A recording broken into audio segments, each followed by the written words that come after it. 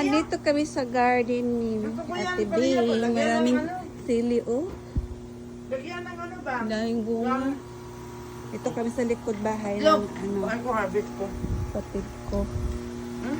Ito yung ano nila, gazebo. Ay, may alokbate.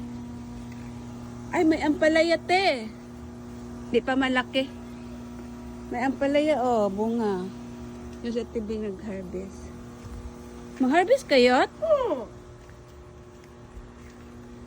Parang hinsa, uy. Uy, gagmay pa mana. Ano naman siya? Lauro ba kaya nangyay? Nag-harvest ka diha. Saan yan? Ganas, may ganas.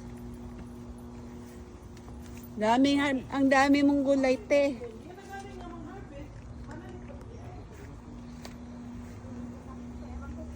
Ang daming sili, sarap. Ay, ang daming kulikot, oh. Talong, pa'y bunga. Wala na, kinuha ko na kasi kinakain na ano. Ah, kinuha mo na. So, ano lang nandito? Kulikot. Sarap ng kulikot, te. O, mabinta mo pa to. 5 kilo. Mahal yan sa Pilipinas. Oh, ang mahal kaya yan. Pang paksi. Ang dami pa, oh. Yan ang harvest niya, oh. Makaano pa kaya yan? Ah? Oo. Sa winter? Makaabot pa ka yan? Hanggang sa ano, Ayan si Ate Bing, oh. ang Dami. daming bunga ng Siya nagtanim nito lahat.